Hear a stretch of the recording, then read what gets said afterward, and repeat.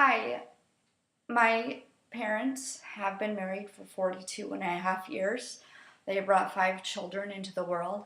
I have three older sisters and a younger brother. My oldest sister has been married for 4 years. My She was divorced, or she was married for 7 years to a really not so wonderful person. Um, and she has two kids from that marriage.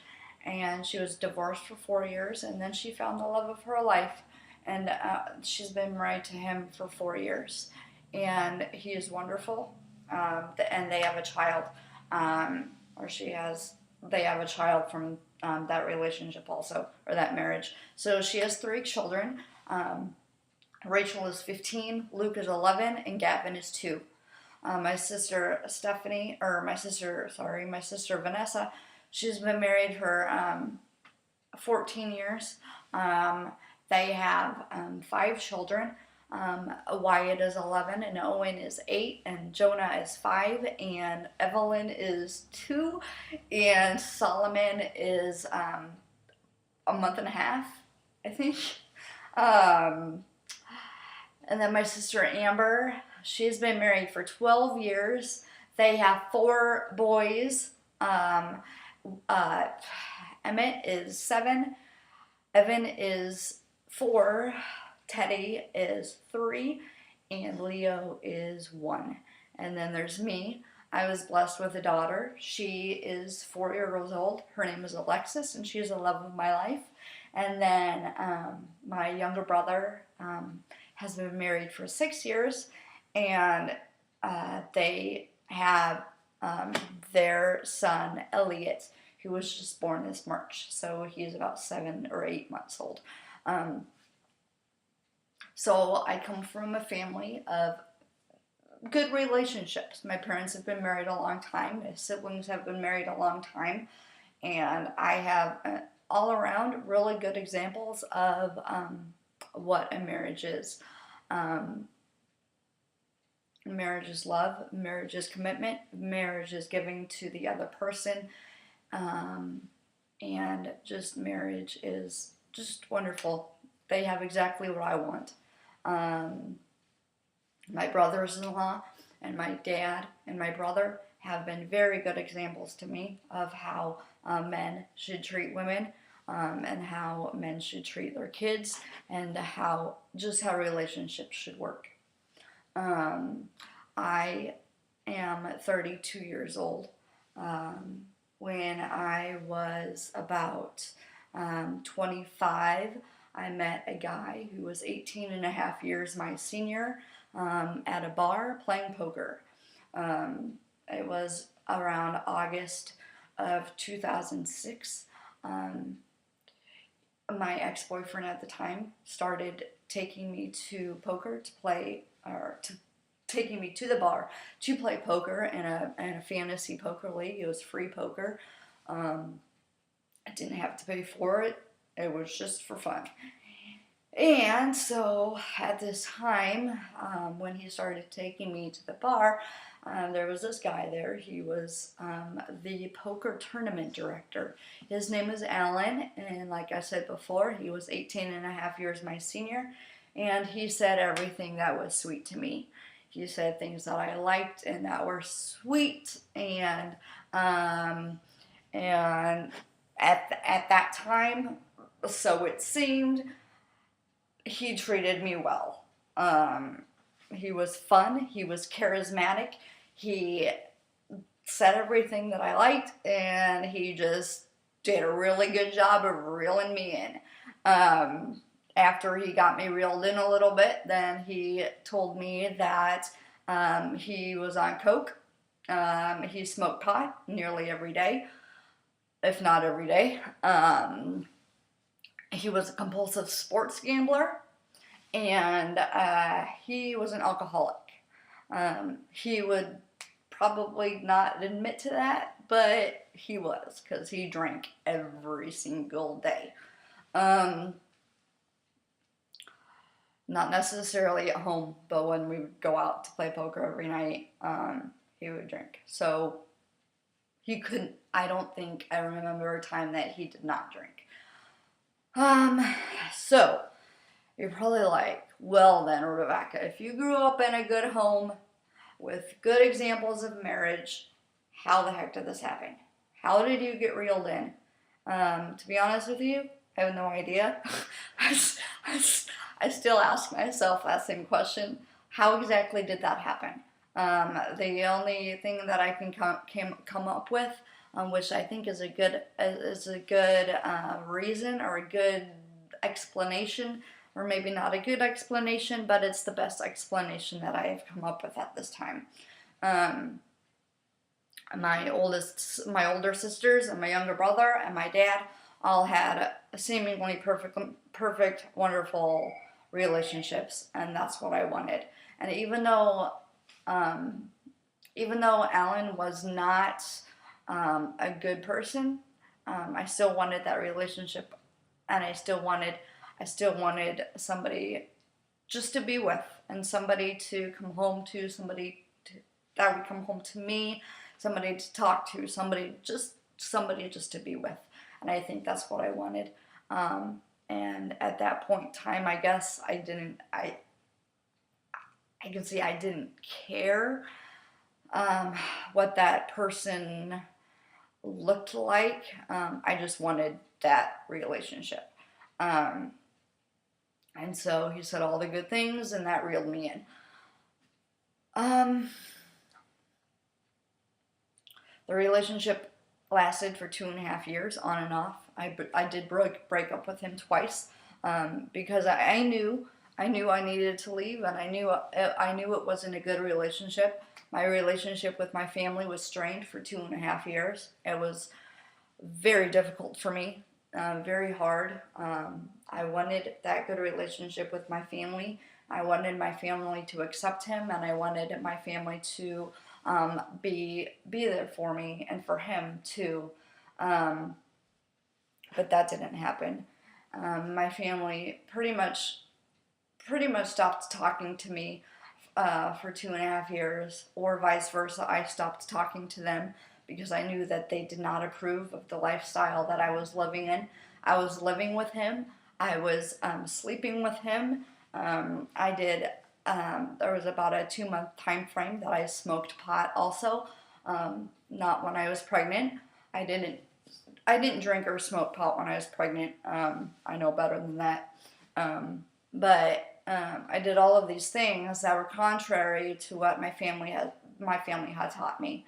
The one thing that I really hate everything that I did during that 2.5 years. But one thing that I hate is that I stopped going to mass, and I stopped going to church, and I stopped believing, or not believing, but I stopped caring about what the Catholic Church taught me, and I stopped receiving the sacraments, and I just stopped. I didn't care. There's not a day that goes by. There was not a day during that 2.5 years that I thought that the Catholic Church was wrong. I never thought that. I just didn't care. I was caught up in that lifestyle that I was living in, and I just was there to have fun, and I had fun. I really did. I will admit I had fun, but I wasn't happy, and I knew that I wasn't happy. I thought I was happy, but I really wasn't. I wasn't satisfied because I knew that I was failing my family. I was failing my parents. I was failing my niece. I was failing my nephews, even though they didn't see it as such because they were little. I was failing them, and my family all saw it. My good friends all saw it, but I didn't care, or I seemingly didn't care. I wanted everything perfect, and I thought that they should just accept me and accept Alan for our relationship, and I thought that they should get to know Alan. For 2.5 years, my family never met Alan. The only one that ever did meet Alan was my brother Carl. That was at the beginning of our relationship, and after he met him, we had gone out for a lunch or whatever. My brother had Facebook messaged me and told me his concerns and told me what he was worried about after our meeting. But I I didn't pay attention, or I wanted to see for myself. I wanted to learn for myself. I didn't want to listen to anybody else tell me what to do. And that thinking, that mentality at the time really cost me. It cost me a relationship with my family, and it cost me a relationship with some of my friends, and I'm still paying for it to this day. Relationships that I have had after I broke up with Alan have been interesting, to say the least. I still feel the effects of him, and that's really sad. It's sad for me, and it's sad for the guy that I'm dating, and it's just really sad. Um, I try not to let it affect me anymore. It's been 4.5 years since I broke up with him, but it still affects me. I was verbally and emotionally abused, definitely psychologically abused too, and it was very difficult. I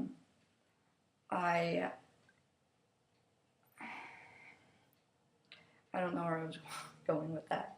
I God is awesome. You know, God is wonderful. He's always with you, no matter what you're doing, no matter what kinds of choices you're making. He's always willing to call you back. And he called me back time and time and time and time again during that 2.5 years, but I would not listen.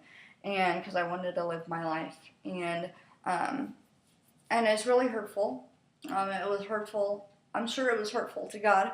The 5.5 years, or the 5 years prior to meeting Alan, I took high school youth to a Catholic youth conference in Minnesota every summer, and just seeing their conversions from Friday night to Sunday afternoon, it was just wonderful.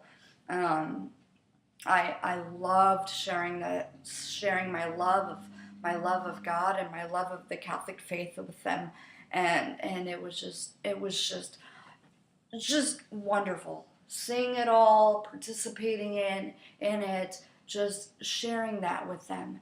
And I still feel like to this day that I failed them, that after I started my relationship with Ellen, that I abandoned them.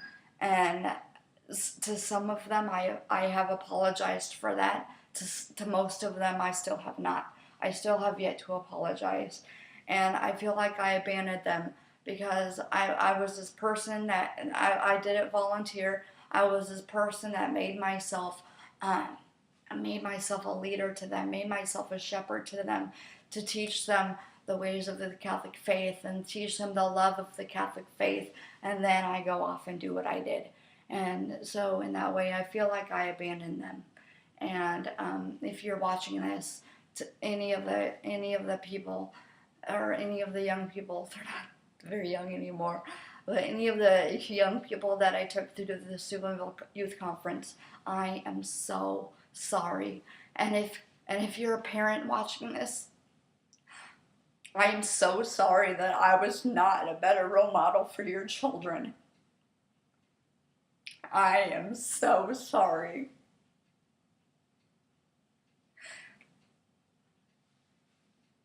I really hope that you forgive me. I'm trying now to lead a better life. After I left Alan, I started going back to Mass every single week, taking Alexis with me. It took me about a year and maybe a few months to actually go back to the sacrament of reconciliation, because I was just so embarrassed. I didn't want to go. I was just so embarrassed by what I did, how I acted, how I thought. I was just so embarrassed. But I remember I was home at my parents' house from Omaha. I was sitting in my car. I had just gotten home from somewhere. It was about 8:30 on a Saturday evening, and I don't know what song it was. I was listening to Caleb radio um, in my car, and at that point at like 8:30 p.m. I just said, God, I cannot do this anymore. I can't hold this anymore. I have to go back to confession. So at 8:30 p.m. I called my parish priest, which in small towns you're probably able to do that more than in big cities. But I called my parish priest and I'm like, I have to go to confession. Please, will you hear my confession? And at about 9 o'clock that night, he met with me at the rectory, and he heard my confession. And it was just this huge weight that was lifted off my shoulders, because I had been carrying so much stuff and so much pain for so long. The sacrament of reconciliation is just a godsend, and I am so thankful that I'm Catholic. I'm so thankful that I had that to go to, and I still have that to go to every time I sin. And it was a huge weight lifted off my shoulders, and I could breathe again. It felt like I could breathe again, that God just took me and said, I don't care what you did. I don't care what you did. It's all forgiven now. You are just clothed in white. And it was wonderful. It was so wonderful.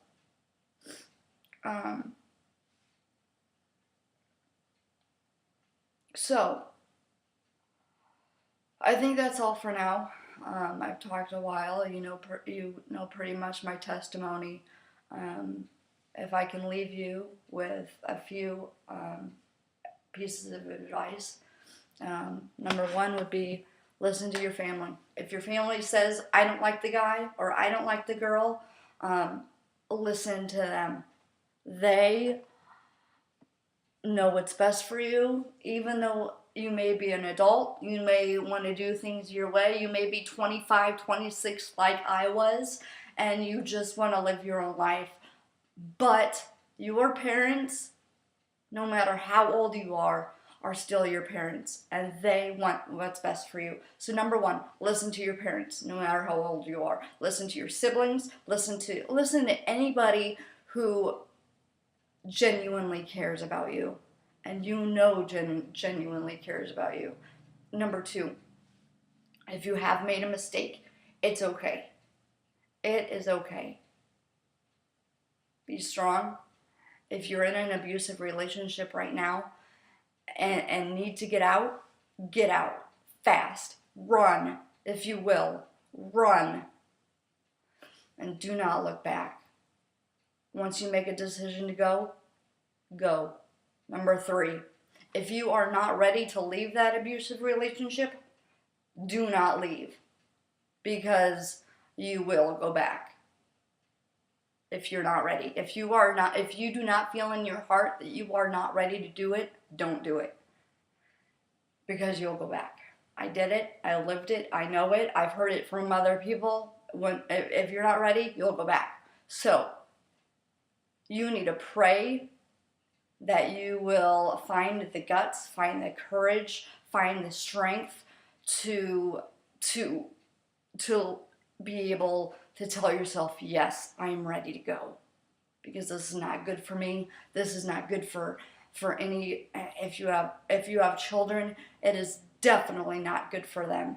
I did not want my daughter to grow up in the kind of lifestyle that I was living in. And definitely, I didn't want her growing up in the lifestyle that his family was living in also. It was just lots of brokenness, lots of chaos, and I did not want that for my daughter, and I knew that, and that's why I left. That's why I made the firm decision to leave.